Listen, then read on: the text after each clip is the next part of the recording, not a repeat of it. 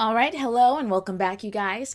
Last episode, we came to Adrian and Rebecca have come to this house and met Tyrell, who told us the story of Miro and Clara, who were a magician and his wife, I think. I think his wife.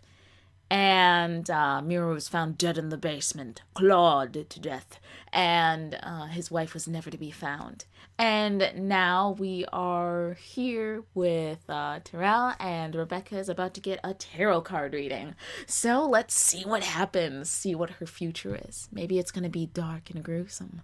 That'd be interesting and very game-like.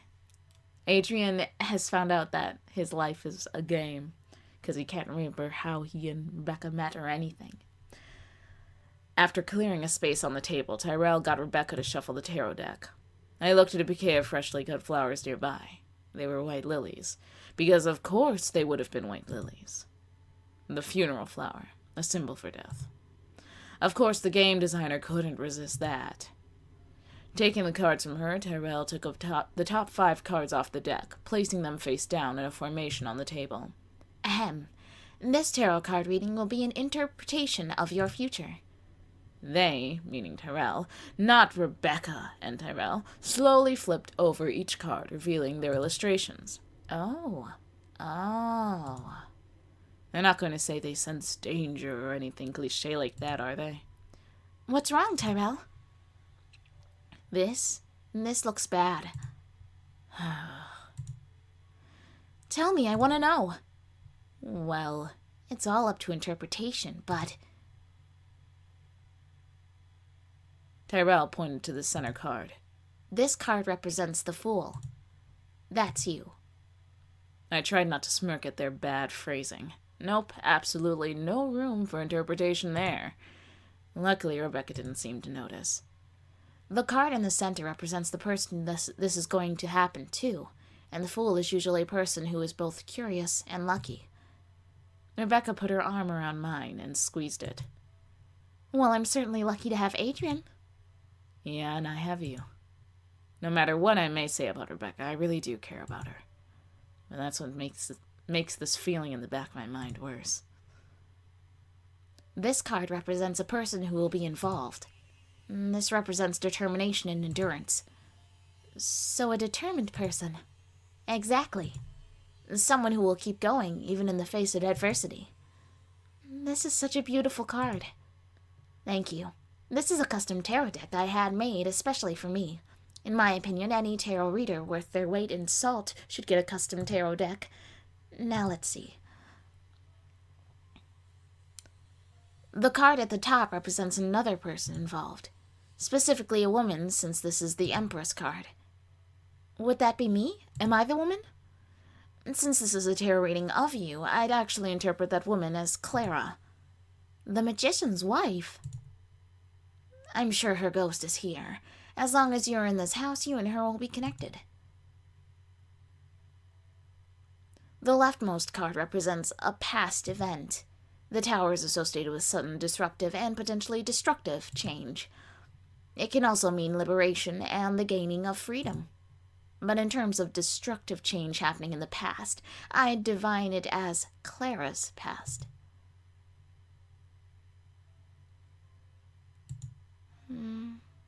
Well, that can't be good.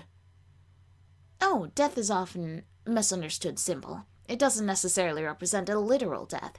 It can mean the death of an old way of life and the beginning of a new one. In other words, it could be a change as simple as adopting a dog. Or moving to a spooky mansion. Right. So to sum it all up, I believe that there's going to strange changes. I believe that there's going to be strange changes coming soon in your life. Something to do with this mansion's dark past. You'd better be careful. I mean, I know you've said that you don't believe in ghosts. You may think that this is a load of hogwash. No. This was really interesting, thank you. You're welcome. Interesting? Well, I'd better get going. That's all I have left to say. I'll see you later. And with that, Tyrell left. Rebecca turned to me. So, what now? Well, we still have a lot of unpacking to do, but I kind of want to do a bit of exploring first. Why don't we leave the rest of the luggage till later? It's only 2 suitcases. Look, I can do it myself. You can explore that house and I'll catch up with you later. Okay. Welp, it's official. I'm trapped in a horror game. A badly written horror game. Never mind, I'll just go and get the luggage, shall I? Is this an adventure game? Because that sounded like a lousy first quest. I pulled out the 2 improbably sized suitcases. I call them that because this was all we packed.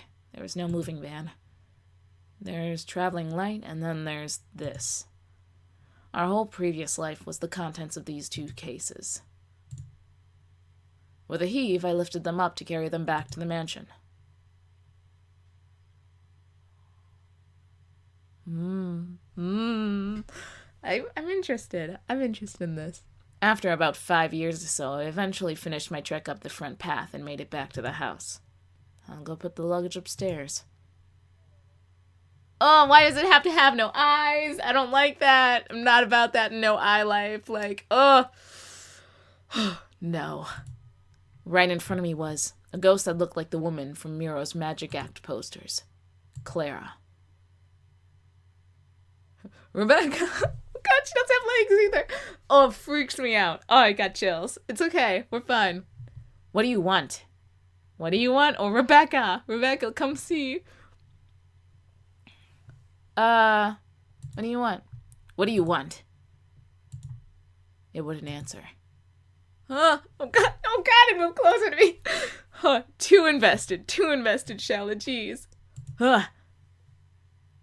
Adrian! What's wrong, Adrian? After I finished restarting my heart, I answered her. I saw a ghost. It was the ghost of a woman. I think she was the magician's wife. She relaxed and gave me a pitying look. Didn't you see it? Oh, Adrian, you probably just thought you saw something. I mean, this drafty house? Yeah, drafty, sure. Oh, you're right, Rebecca. Drafts do get my imagination aflutter. Now, if that's everything, I'm gonna go back to exploring the ground floor, okay?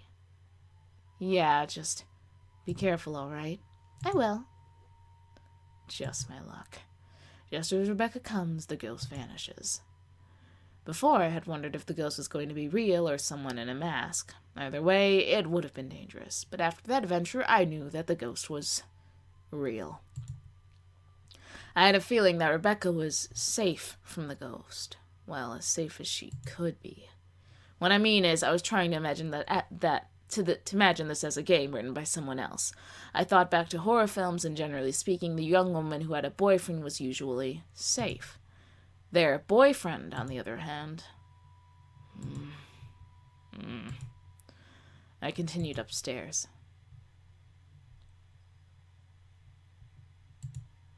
Well, this wasn't our bedroom. I had accidentally stepped into the attic. Dust-covered toys filled the room. Toys? Did Clara and Mira have children?